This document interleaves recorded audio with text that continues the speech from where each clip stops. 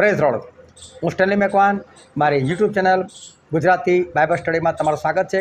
મારી ચેનલને આજે અત્યારે આગળ તમે સબસ્ક્રાઈબ કરી લો અને ઈશ્વરના જ્ઞાનમાં તમે વધતા જાઓ. બાપ અને બેટો, આ બાપ અને બેટા વચ્ચે વધારે નહીં તો ઓછામાં ઓછું ડિસ્ટન્સ એટલે કે ઉંમરનું અંતર કેટલું હોય? કમસે કમ 20 વર્ષો તો હોય જ. કારણ કે આજે સ્વાભાવિક રીતે સરકારે તો જે નક્કી કરેલું છે એ પ્રમાણે છોકરા અને છોકરીની ઉંમર કમસે કમ 21 વર્ષની હોવી જોઈએ. અને 1 વર્ષમાં એ લોકોને જો બાળક થઈ જાય તો બાળક અને બાપની વચ્ચે કમસે કમ 22 વર્ષનું અંતર હોય. પણ છતાં આજે ઘણી જગ્યા પર 19 વર્ષની ઉંમરે, 18 વર્ષની ઉંમરે લોકો લગ્ન કરાવી નાખે છે. તો એવું માની લો કે છોકરો અને બાપ એની વચ્ચે વધારે નહીં તો કમસે કમ 20 વર્ષનું અંતર હોય છે. આ 20 વર્ષ એટલે આ 20 વર્ષની અંદર ઘણું બધું બદલાઈ જાય. આ 20 વર્ષની અંદર ઘણું બધું નવું થઈ જાય. હવે આ જે છોકરો છે ને જ્યારે મોટો થાય ને ત્યારે એને શું લાગે, મારો બાપો એ તો 20 વર્ષ જૂનો છે અને હું તો 20 વર્ષનો છું અને મારા બાપાને ટેકનોલોજી વિશે કશું ખબર નથી. અત્યારે દુનિયામાં જે કંઈ થયું છે એના વિશે મારા બાપને નથી ખબર, એ તો બધું મને ખબર છે. હવે આજે ગાની જવાનું છોકરાને લાગે આ બાપને કશું ખબર નહીં પડતી. મને ખબર છે મારે કઈ જવાનું, કેવી રીતે જવાનું, કેટલું રહેવાનું. ધીરે ગાડી ચલાવજે. બાપાને બહુ બીક, એ સમજ જ નહીં પડતી. ગાડી ચલાવતા કે મને આવડતું નથી, કેવી રીતે ચલાવવાની, એ ઘરડા થઈ ગયા એટલે એમને બીક લાગે છે. હું તો જવાન છું. પરંતુ તમને એક વાત કહું, અત્યાર સુધીનો રેકોર્ડ છે કે છોકરા અને બાપની જરૂર પડે છે, પરંતુ બાપને છોકરાની જરૂર નથી પડવાની. તમે છોકરા છો તો તમને તમારા બાપની જરૂર પડશે, પણ બાપને તમારી જરૂર નહીં પડે. કઈ રીતે એ જાણવા માટે આ વિડીયોને તમે આખો જુઓ.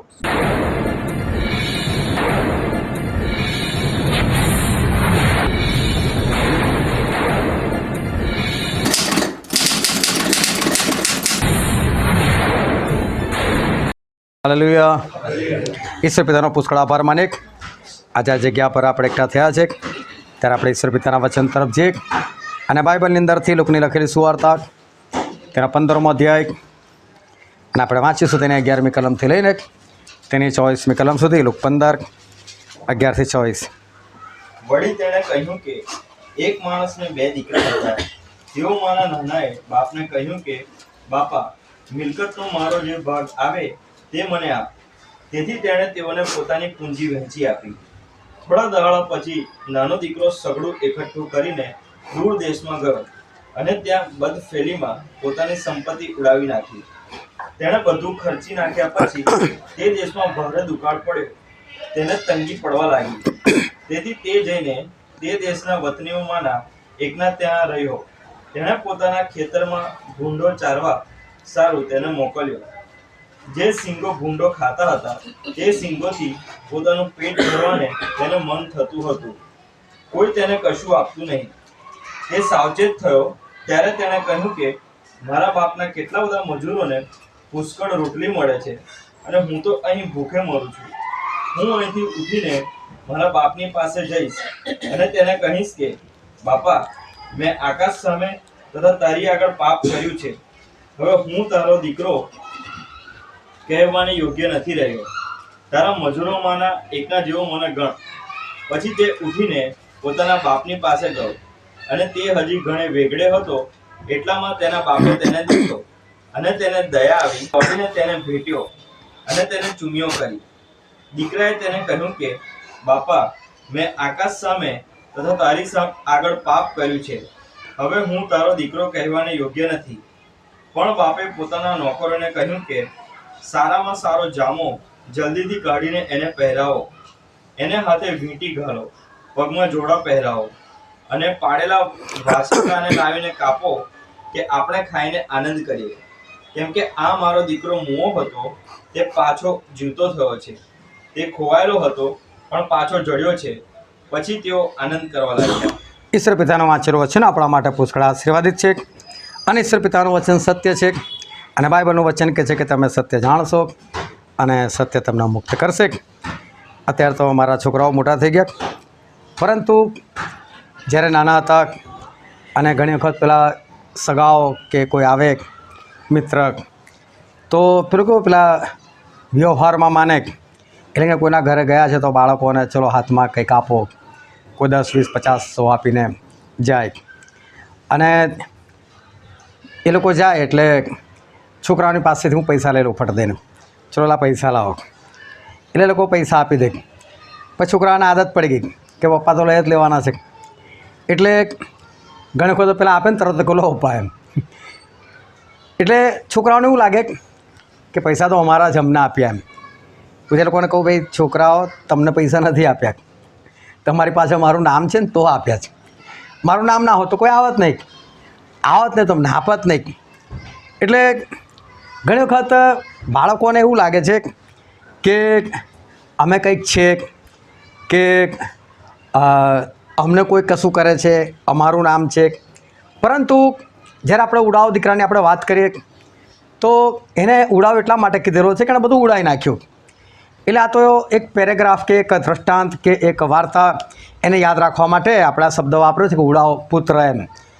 પરંતુ આ છોકરો જે હતો એણે કદાચ વિચાર્યું હશે કે હું ઘણું બધું કરી શકું છું, પણ કદાચ મારા બાપ સાથે હું નહીં કરી શકું. કદાચ મારામાં બહુ આવડત છે અને હું આમ કરી શકીશ તેમ કરી શકીશ. એટલે એણે એના પિતાને કહ્યું કે પપ્પા મને પહેલાં તો મને પૈસા આપી દો કે છે, મારો જે ભાગ હોય એ મને આપી દો કે છે. અને એટલે એના પપ્પાએ એના 2 છોકરા હતા, બંને છોકરાને વહેંચીને આપ્યું. એકને ના આપ્યું પણ બંનેને આપી દઉં. માગ્યું એક જ જણે, પણ એક જણા માગ્યું પણ બીજો છે ને, એટલે બાપે તો બેઉને વહેંચી આપ્યું. પણ બીજાને એનાથી કોઈ ફરક નહીં પડ્યો, એણે કંઈ લીધું નહીં, કશું જ નહીં. એ તો ત્યાં જ રહ્યો. પણ નાનો હતો એ થોડા દિવસ ત્યાં રોકાયો બાપના ઘરમાં, કારણ કે જમીન આવી હશે, કોઈ ઘર આવ્યા હશે, તો એ બધું વેચી નાખ્યું. પહેલાં એકવાર રોકડું કરી લીધું બધું. પછી રોકડું કર્યા પછી એ ત્યાંથી નીકળી ગયો. બાઇબલ એવું કહે છે કે બીજા દેશમાં જતો રહ્યો. એનો મતલબ કે એણે પોતાનો દેશ છોડી દીધો, એ બીજા દેશમાં ગયો. હવે પૈસા હોય એટલે મિત્રો બનતા વાર ના લાગે, એટલે મિત્રો બની ગયા. હવે તમે જો પરદેશમાં મિત્રો, એટલે સ્વાભાવિક છે કે આજકાલના જ આવેલા છે. હજુ ઘરના હોય, રોજિંદા હોય તો વસ્તુ અલગ છે, એમાં કોઈ સારો બી બની શકે. પરંતુ આ તો અચાનક બનેલા મિત્રો છે, પરદેશમાં બનેલા મિત્રો છે, જેને આપણે ઓળખતા નથી. એટલે તો સ્વાભાવિક છે કે પૈસા જોઈને આવ્યા હોય. હવે આ લોકોએ બદફેલીની અંદર, એટલે કે દરેક ખોટા કામની અંદર, એ બની શકે નશો કરવાની અંદર, જુગાર રમવાની અંદર, કે દુનિયા પરના જે બી ખરાબ કામ કહેવાય એવાની અંદર આ પૈસા બધા ઉડવા લાગ્યા. છોકરાને એવું હશે કે પહેલાં અમુક સમય આનંદ કરી લઈશ અને પછી મારે જે ધંધો છે, રોજગાર છે, કરું છે એ કરી લઈશ, આમ કરી લઈશ, તેમ કરી લઈશ. અને તમે જુઓ કે માણસની પાસે પૈસા હોય એટલે એને એવું લાગે કે પૈસા પુષ્કળ છે, આનાથી આમ થઈ જશે, તેમ થઈ જશે. પરંતુ એવું કશું હોતું નથી. હું નાનો હતો ત્યારે જ્યારે લખપતિઓ શબ્દ વાપરે ને, એટલે તો બહુ મોટી વસ્તુ થઈ ગઈ, બહુ મોટી. કારણ કે હું છેક 11-12માં આવ્યો ત્યારે તો આ જે એલજી નગર કહેવાય છે, ત્યાં સરસ બેરૂમ રસોડાના મોટા મોટા ઘરો એ સમય 15-16 હજારમાં મળતા હતા. એટલે એટલી બધી કિંમત ના કહેવાય. એટલે તમે વિચાર કરો કે જો લાખ બોલ્યો તો કંઈ પહોંચે. એટલે લાખ તો એવી રકમ હતી કે લોકો એવું વાત કરે કે 1 લાખ રૂપિયા હોય તો આખી જિંદગી નીકળી જાય એમ.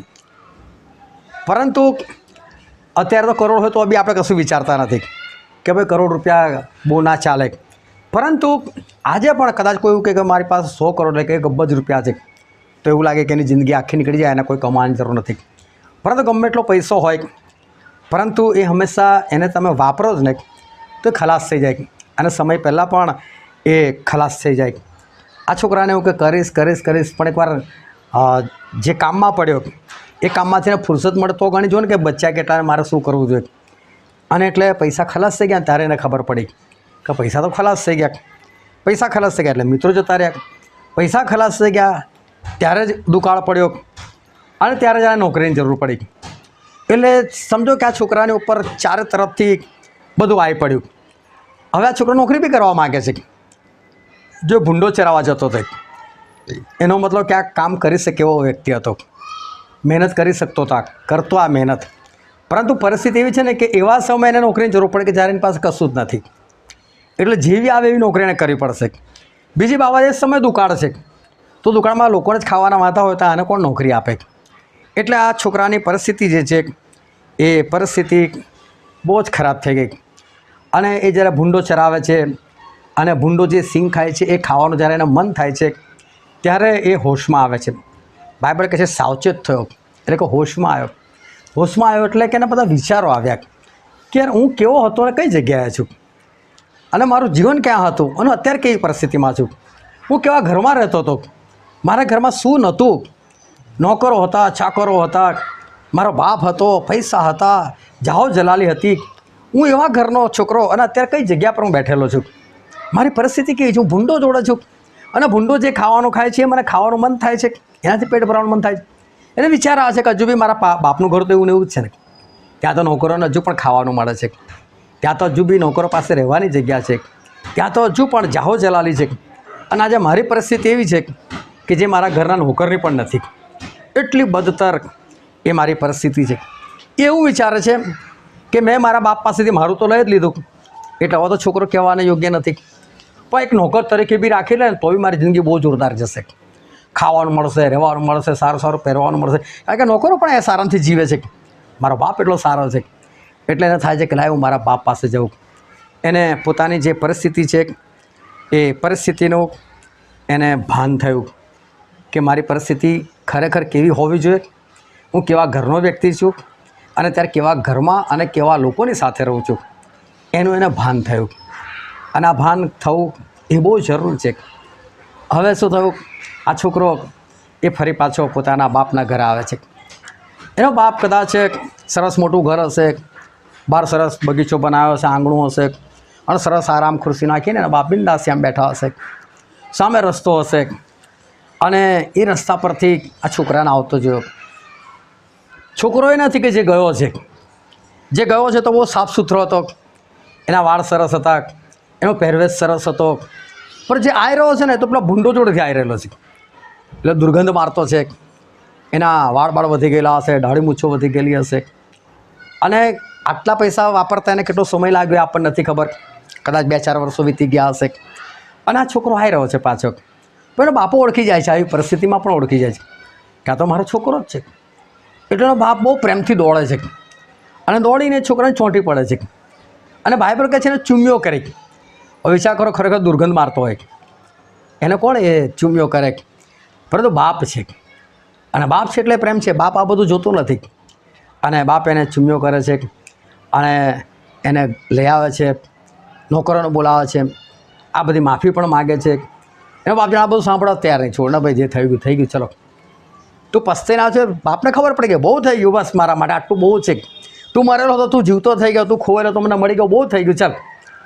પણ બધાને કહે ચલો ફટાફટ નવડાવો ધોવડાવવાની હજામત કરો, અને સારા કપડાં પહેરાવો, અને પગમાં જોડા પહેરાવો, અને અંગૂઠી પહેરાવો.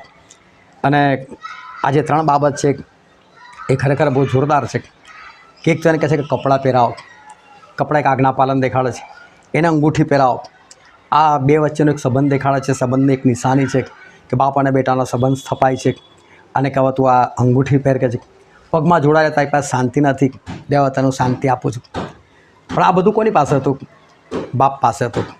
એની નગ્નતા ઢાંકવાનું કોની પાસે હતું? બાપ પાસે હતું. સંબંધ સ્થાપવાનું કોની પાસે હતું? એના બાપ પાસે હતું. શાંતિ કોની પાસે હતી? એના બાપ પાસે હતી. પરંતુ આ છોકરાને એવું હતું કે આ બધું હું કરી શકું છું, આ બધું હું કરી શકું છું, પણ છોકરો નથી કરી શકતો. એણે તો બધું ઉડાવી જ નાખ્યું. હતું એની પાસે, પરંતુ બધું એણે ખર્ચી નાખ્યું, બધું ઉડાવી નાખ્યું. પરંતુ બાપ પાસે બધું જ છે અને બાપ એને ફરી પાછું બધું જ એને પૂરું પાડે છે. આ છોકરો ફરીને એકવાર એ પુનઃસ્થાપિત થાય છે. પરંતુ એ ગાડી હું જે કહેવા માગું છું એ છોકરાની પણ વાત કહેવા માગું છું અને સાથે સાથે બાપની પણ વાત કહેવા માગું છું. જો બાપ ખરેખર આટલો બધો છોકરાને પ્રેમ કરતો હતો અને એટલો ગંદો હોવા છતાં એને ચૂમ્યો કરી શકતો હતો, તો કદી એના છોકરાની પાછળ કેમ ના ગયો? એના છોકરાને શોધવા માટે કેમ ના ગયો? મને નથી ખબર કેટલા વર્ષો વીતી ગયા, 2 વર્ષ 5 વર્ષ, પણ આટલા વર્ષોની અંદર એ ચાહત તો પોતે ના જાત તો નોકરો તો મોકલત. જાવલે જોયા હોય ને પણ છોકરો કઈ જગ્યાએ છે, પૂરી શોખી જાત તે ફરિયાદ ન ભાઈ મારો છોકરો જતો રહે છે, એનો કોઈ હતો પતો નથી, તમે જરા શોધીને લાવતો ખરા મારા છોકરો કઈ પરિસ્થિતિમાં છે. પણ એક પણ વખત નહીં. શું એનો બાપ એ છોકરાને પ્રેમ નહોતો કરતો? પ્રેમ કરતો હતો, પરંતુ છતાં એનો બાપ કદી એની પાછળ ગયો નથી. હવે આ પરિસ્થિતિમાં જ્યારે કોઈ લોકો જુએ ને તો કોઈને કહ્યું એનો બાપ કેટલો કઠોર છે, છોકરા પાછળ ભાગતો નથી, દોડતો નથી. હું દરેક બાપને કહેવા માગું છું કે છોકરાઓને તમે શીખવાડેલું છે, સમજાવેલું છે, તમે એને બાઇબલના વચનો શીખવાડો છો, જો તમે એને યોગ્ય તમે એને ઉછેર કરી રહ્યા છો તોની વાત છે.